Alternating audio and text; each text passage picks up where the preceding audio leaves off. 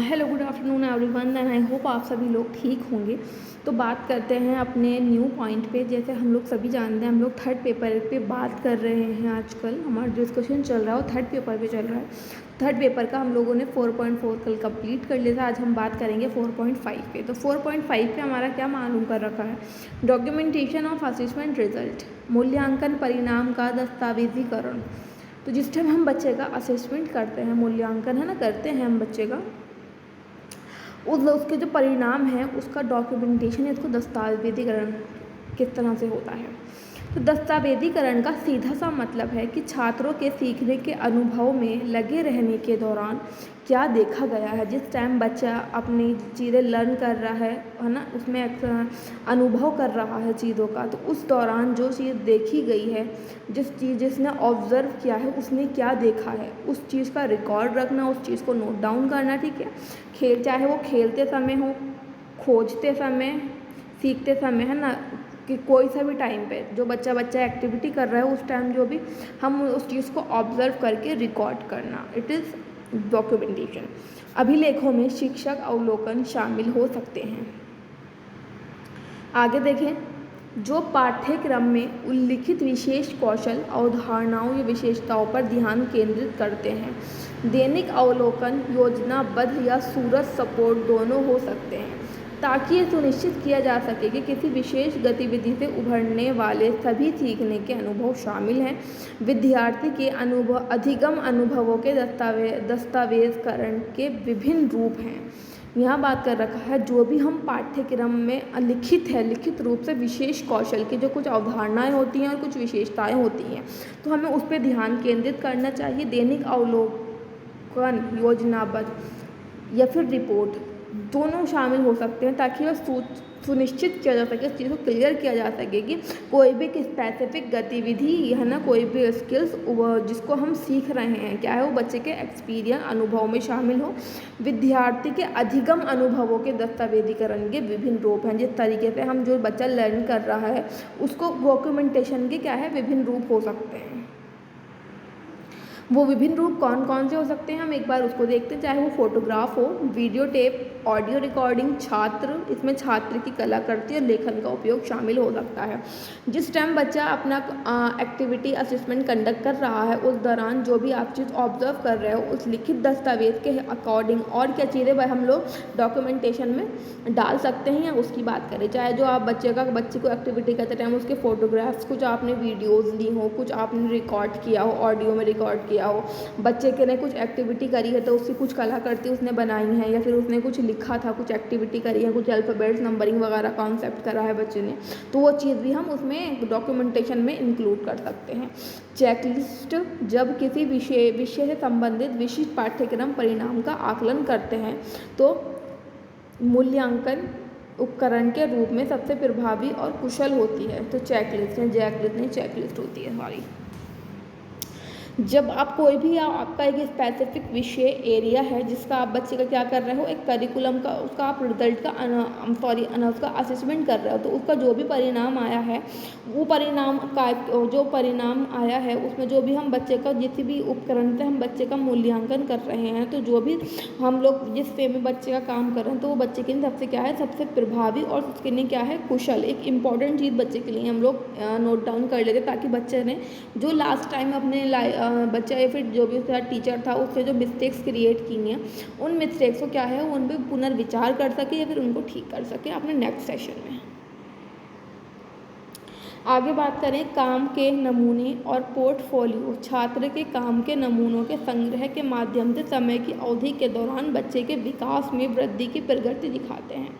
जो भी काम हुआ है उसमें जो भी नमूने हैं, पोर्टफोलियो का यूज़ किया है, जो छात्र के काम के नमूने के संग्रह हैं, जो बच्चे ने मतलब जो बच्चे ने एक्टिविटीज़ की हैं, वो जो भी उसी टाइम के दौरान जो भी बच्चे का एक्टिविटी है, उसकी बेसिस पे हम लोग क्या कर सकते हैं कि जो बच्चे का डेवलपमेंट है, विकास है, उसकी प्रगति आने वाले टाइम में किस प्रकार से हो सकती है या फिर किस प्रकार से अभी चल रही है।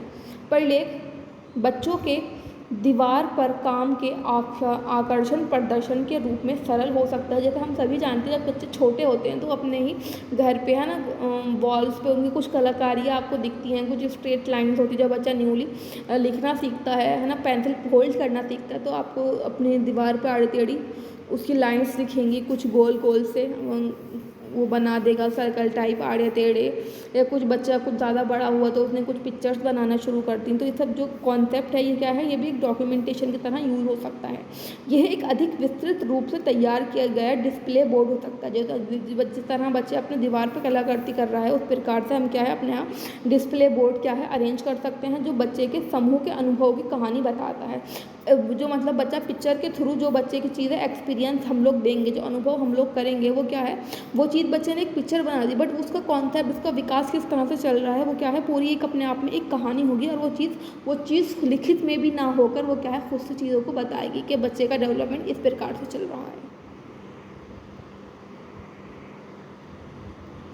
आगे देखें, सभी प्रकार के दस्तावेजीकरण में बच्चों के काम का शीर्षक, फोटो या रेखाचित्र, लिखित पेंशन के आसार अनुभव के बच्चों के चित्र और सीखने के तरीके, लिखित विवरण शामिल होने चाहिए। जैसे भी आपने बात कही, हम डॉक्यूमेंटेशन दस्तावेजीकरण में क्या है, चाहे जो भी बच्चे ने एक्टिविटी की है या काम किया है उसमें उसका शीर्षक, फोटो, उसका रेखाचित्र, जो भी बच्चे ने एक्टिविटी अपनी लिखित में की है, लिखित जो भी उसकी एक्टिविटीज़ हैं, जो भी बच्चे के एक्सपीरियंसेस हैं या फिर कुछ बच्चे के डायग्राम्स हैं, वो सब उसमें इंक्लूड होने चाहिए। दस्तावेजीकरण छात्रों, शिक्षकों और अभिभावकों के लिए एक साथ मदद करता है। क्या है, डॉक्यूमेंटेशन कितनी हेल्पफुल है, चाहे वो बच्चा खुद स्वयं है या फिर उसके टीचर्स हैं या फिर उसके अभिभावक या उसके पेरेंट्स हैं, वो सबके लिए क्या है एक साथ मददगार होता है। कहते जो चीज़ हम कर रहे हैं उस चीज़ को हम अगर हमने ऑब्जर्व भी की है तो उसको हम एक टाइम के बाद क्या है भूल सकते हैं, बट जो चीज़ हमने डॉक्यूमेंटेशन कर लिया है उसके मेरे पास प्रूफ है ना, लिखा हुआ है, साक्ष्य रूप मौजूद है, तो वो चीज़ क्या है जो मेरी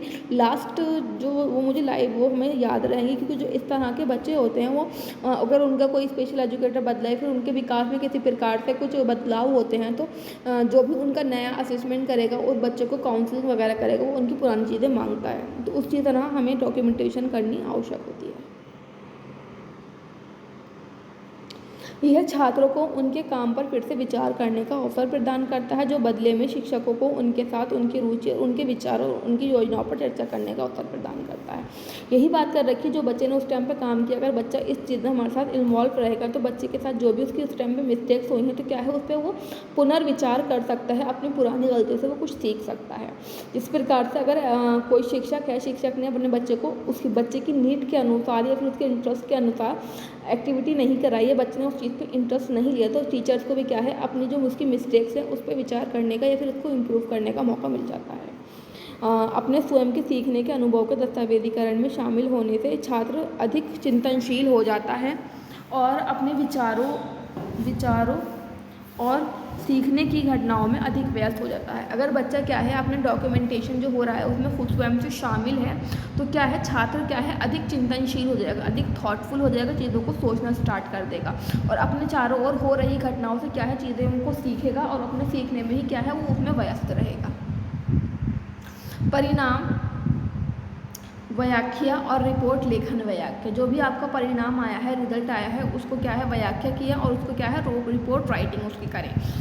एक आकलन के बाद एक तथ्यों से निष्कर्ष निकालने के कार्य को संदर्भित करता है। जो भी एक आकलन हुआ है उसके पश्चात जो भी उसके निष्कर्ष रिजल्ट निकले हैं उसको क्या है उसको हम उसके रिजल्ट को हम किस तरीके से कार्यान्वित कर सकते हैं, किस तरीके से संदर्भित कर सकते हैं आगे की एक्टिविटीज़ को करने के लिए। परिणाम की व्याख्या विभिन्न तरीकों से की जा सकती है, जैसे इनको मानक विचलन, प्रतिशत, माप की मानक त्रुटि। जो भी बच्चे का रिजल्ट परिणाम निकला है क्या है उसकी व्याख्या हम किसी एक पर्टिकुलर तरीके से नहीं कर सकते। हमने रिपोर्ट राइटिंग की उसको हम विभिन्न तरीकों से प्रदर्शित कर सकते हैं, जैसे हमें कुछ डायग्राम बनाकर, कुछ मानक विचलन बनाकर, कुछ माप लेकर, है ना, इस तरह से कुछ प्रतिशत के थ्रू।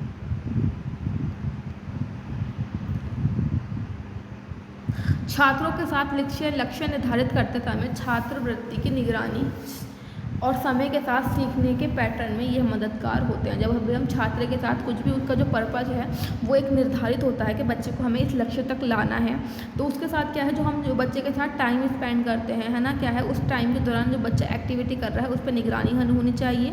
और समय के साथ सीखने का जो पैटर्न है बच्चे का, जो बच्चा जिस एक्टिविटी में जिस पैटर्न में चीज़ें सीखता है वो भी क्या है हमारे लिए मददगार साबित हो सकती हैं, जो बच्चे का हम लास्ट डॉक्यूमेंटेशन करते हैं आने वाली एक्टिविटीज़ के लिए। छात्र सीखने की ताकत और कमजोरियों में एक नज़र में अंतर्दृष्टि प्रदान करें। जो भी छात्र है जो उसकी सीखने की जो ताकत है, उसकी स्ट्रेंथ है या फिर उसकी कमज़ोरियाँ हम नीड्स माने, वो क्या है एक ही नज़र में हमें अंतर्दृष्टि प्रदान कर सकते हैं। हम क्या है एक ही नज़र में चीज़ों को देख कर ऑब्ज़र्व कर सकते हैं कि बच्चे को जो हम काम करा रहे हैं, फिर जो हम एक्टिविटी हमने बच्चे को कराई थी, वो बच्चे के लिए इस टाइम पे बच्चे की जो बच्चे की स्ट्रेंथ है या फिर बच्चे के नीड्स हैं वो उसी के बेसिस के आधार पर हैं या नहीं है। तो हमने क्या पढ़ा, हमने देखा डॉक्यूमेंटेशन ऑफ असेसमेंट रिजल्ट। जो भी हम असेसमेंट के पश्चात बच्चे का रिजल्ट आता है उसमें डॉक्यूमेंटेशन करना, उसका दस्तावेजीकरण क्या होता है और वो क्यों करना आवश्यक होता है, वो किस काम आता है। तो देन आई होप जो मैंने टॉपिक पढ़ा है वो आपको समझ में आया होगा। Then thank you for watching.